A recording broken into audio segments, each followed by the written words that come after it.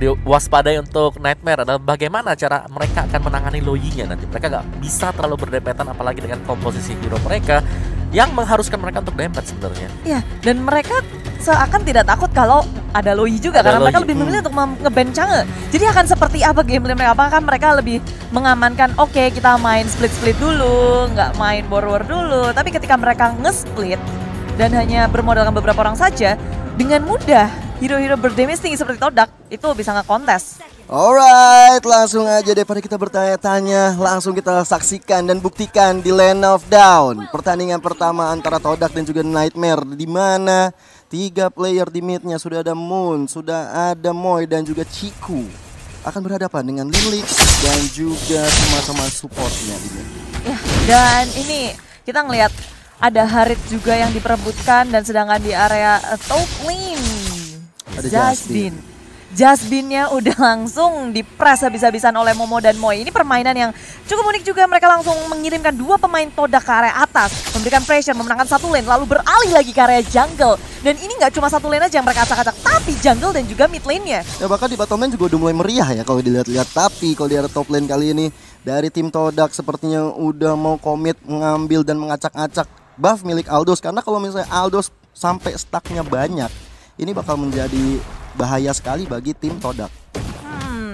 Ini akan serem juga sih. Linux juga harus bisa farming dengan bebas, dengan nyaman. Dia udah ngedapetin purple buff 1, orange buffnya akan didapetin. Tapi di area tengah, Nano Ship nggak bisa terlalu offside. Dia mau ngeharas balik itu agak susah karena Loyi dengan range yang cukup besar. Dia bisa ngeharas sangat-sangat kuat. Tapi di area bawah ada rotasi langsung ke area bottom lane. Akan terjadi first blood. Dan first blood dilahirkan di area bottom lane. Tapi di situ ada Chiku yang melakukan backup, mencoba untuk mengejar seorang Z di sini. Tempest of Death dikeluarkan dan menghilang seorang Heritnya. Bahkan STS-nya bisa mendapatkan 1 poin kill terhadap seorang Moy. Pertukaran yang cukup manis untuk Nightmare Esports, mereka mendapatkan 2 tapi ternyata masih ada lagi. Ada lanjutan, sedikit terlambat Chiku untuk beralih ke area bottom lane lagi untuk melakukan fight tambahan pun kayaknya di sini semuanya akan kembali rehat lagi, menarik napas terlebih dahulu, bermain santai karena Turtle sudah hadir. Turtle pertama di game pertama. Ya, ini awal-awalnya sebenarnya untuk Todak sendiri mereka cukup tertinggal ya bisa kita bilang. Karena mereka lah yang mengalami kerugian ketika mereka lagi ke bottom lane-nya tadi. Iya benar-benar, aku juga setuju. First blood-nya hilang, sekarang Network juga udah dipegang oleh Nightmare Esports. Kenapa segar untuk Nightmare Esports di awal-awal seperti ini? Padahal Todak yang mulai agresif terlebih dahulu, tapi ya top lane dan di area jungle milik Todak sudah hadir di sini. Jasmine seorang diri, teman-temannya masih terlalu jauh, nggak bisa untuk melakukan backup. Dan hilang sudah. Flicker tak bisa menyelamatkan dirinya. Masih bisa mundur ke belakang. Tadi emang benar-benar yang dilakukan oleh Jasmine cukup beresiko ya. Dimana kita tahu di situ ada 3 orang. Ada Loyi-nya, ada Chiku-nya, bakal ada Moy. Tapi dia berani untuk mencoba menyolong buff milik seorang Chiku. Dan disitulah terjadinya malapetaka untuk seorang Jasmine. Tapi turtle yang pertama sudah mulai hadir, belum ada yang ngeblok di sana. Dan kita lihat Jasmine head to head dengan seorang Momo yang bukan Momo-chan. Masih coba untuk mencari jati diri terlebih dahulu. Rotation, diversion, semua damage begitu besar. Dan sedang apa dia di sana sendirian tersesat kah? Dia sendirian, gak ada teman-temannya. Flicker juga udah gak ada. Ya, gue rasa itu yang disayangkan dari Network adalah mereka berjalan seorang diri gitu loh. Kayak mereka gak bergerak sebagai sebuah tim. Mereka hanya berjalan seorang diri berusaha untuk mendapatkan single point kill juga dari sana. Dan itu dimaksimalkan oleh Todak yang melihat bahwa adanya sedikit celah di sana. Dan Kufranya bakal bebas banget dengan bouncing ball-nya nanti. Bener banget. Dan kita lihat sekarang Retribution Israel dan ini karena Rage dikeluarkan bersama dengan Tempest of Death mencoba untuk mengangkat seorang Linlix di sini, tapi Linlixnya mendapatkan heal, mendapatkan dokter yang tepat sekali dari Nano Ship, bahkan belum bisa ditumbangkan oleh satu player pun dari tim Todak. Walaupun banyak resource skill yang sudah dikeluarkan, tapi belum ada korban jiwa di area top lane. Sama-sama saling membackup dari Nightmare Esports. Mereka sudah sigap di area top lane. Tapi tim Todak, mereka sudah menyadari akan adanya pergerakan dari Nightmare Esports ke area top lane. Sehingga mereka lebih memilih untuk mundur. Dan mereka sadar betul, damage yang mereka miliki hanya dengan Link itu nggak akan cukup. Walaupun tadi ada setup yang sangat baik. Dan sekarang beralih ke area bottom lane rotation. Dan juga diversionnya langsung mengunci permain dari BZY. Terlambat sepersekian detik. Easy. Sibuk. Iya. Tapi kita lihat memang itu 2 orang harus tumbang dari Nightmare Esports. Ini adalah early game yang tidak cukup baik. Betul. Dan lagi PR besar untuk Nightmare Esports. Mereka selalu kewalahan di arah early-nya. Mereka harus lebih kuat lagi. awal-awal Sampai mereka agak sedikit mengungguli ketika ada arah bottom lane, Todak melakukan sedikit kesalahan.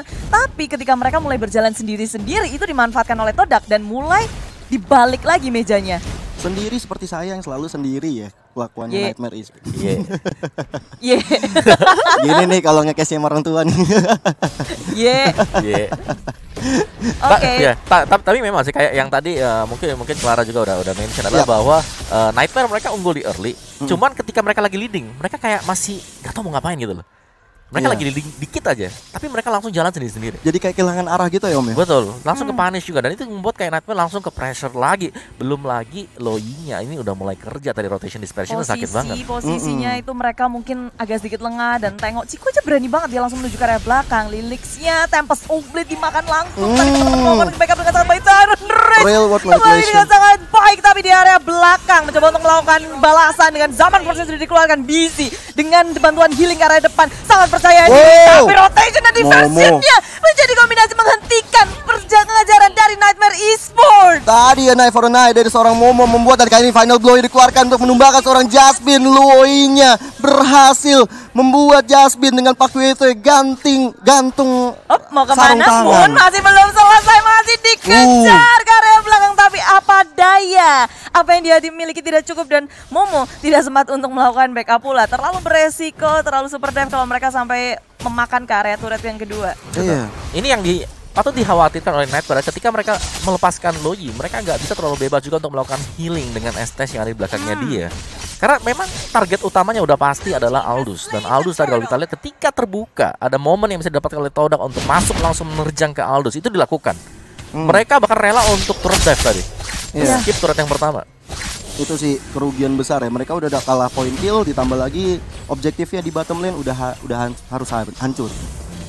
Dan kali ini kita lihat dari seorang Lindes Ke ya. area bawah mengejar seorang Link tapi hanya menjadi alat pengaburan aja, alat transportasi seorang Aldous untuk selamat dari pengejaran di area top lane. Ya. Dan di area tengah ini turretnya udah tinggal tersisa tier 1 sih. Jadi Nightmare Esports ketika mereka udah kehilangan satu yang ada di tengah ini makin bebas lagi pergerakan dari Todak untuk masuk atau menginvasi jungle milik Nightmare Esports. Bener banget. Dan kalau kita lihat sekarang nano ship-nya udah mulai Skratul maut dipok terus sama seorang Moon kali ini. Dan di top lane-nya udah nggak ada yang jagain objektif mungkin bisa diamankan oleh tim Todak. Bahkan kali ini Cikunya one on one berhadapan dengan Jasmine mencoba untuk memulai Tempest of Blade ditambah dari World Manipulation untuk membuang seorang Ciku di sana. Ciku terlalu overcommit, tidak melihat siapa-siapa di situ, nggak ada teman yang nge-backup, hilanglah sudah Ciku, hilang dapatkan 1 poin untuk Nightmare Esports. Ya, dan at least di sini Ciku masih bisa mengamankan Jasmine walaupun dia harus tumbang, at least dia nge-trade sesuatu.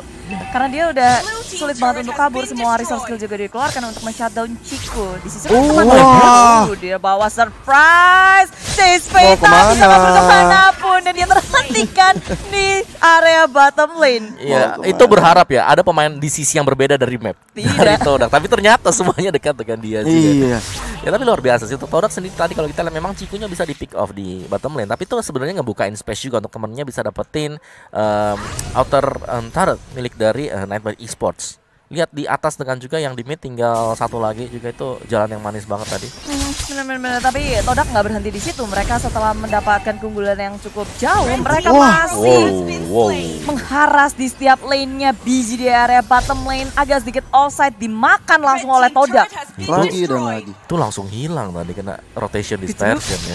Ini Ciku menarik ya, dia dengan Festival of Blood-nya. Sosol. Tapi ternyata seorang Yves-nya harus bisa tumbang. Linlisnya dari arah belakang bersama dengan Jasmine harus mundur. Gak mau kemana? digengking kali ini.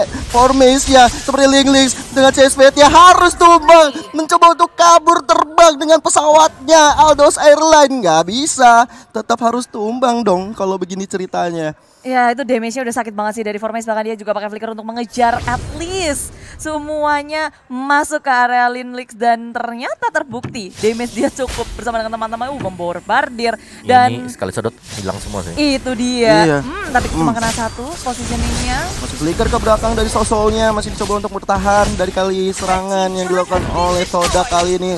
Hancur sudah mid-nya. Tersisa tinggal inhibitor turret yang dimiliki oleh Nightmare Esports. Ini bahaya banget untuk mereka, lagi dan lagi PR besarnya. Masalah di early game selalu tidak bisa diselesaikan oleh Nightmare. Ulala, tersedia inhibitor saja di menit yang ke-9 ini. Dan kalau dari segi network, berbeda sangat jauh. Jauh banget ya. Sini memang kendali permainan cuman di 2 menit pertama dari Network Esports.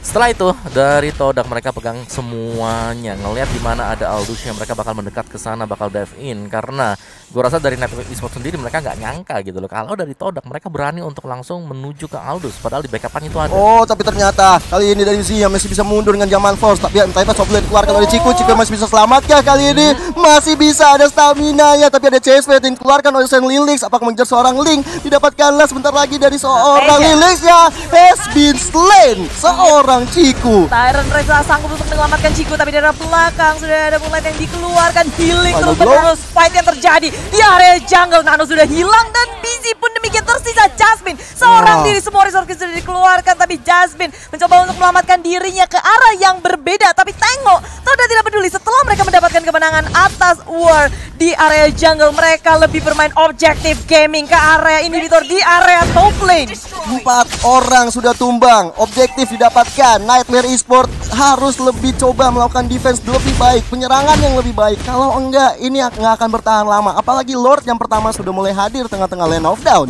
Ya, gue rasa tadi positioning yang kurang begitu bagus dari Nightmare, di mana mereka melakukan team fight di atas dari rotation. Dan itu menjadi makanan untuk Moon dengan Loi-nya dia. Lihat 408 belum pernah kesentuh sama sekali bahkan untuk Loi. Dan sebenarnya tadi ya karena memang Ciku yang harus mengorbankan dirinya. Meskipun dia punya Festival of Blood, tapi nggak cukup sama sekali.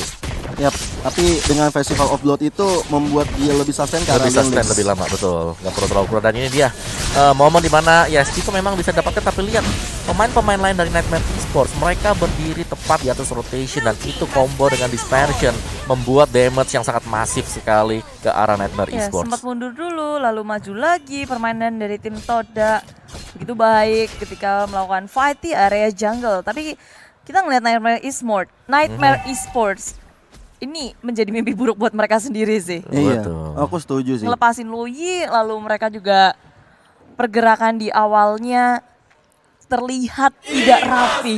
Kuncinya sih sebenarnya ada di Moon-nya sih, Bude dan juga Om Wawa. Dia selalu berhasil untuk memisahkan seorang Nanoshift di situ. Makanya. Ketika STS-nya mencoba untuk melakukan healing ke arah teman-temannya, ternyata dipisahkan oleh seorang Moon. Ya.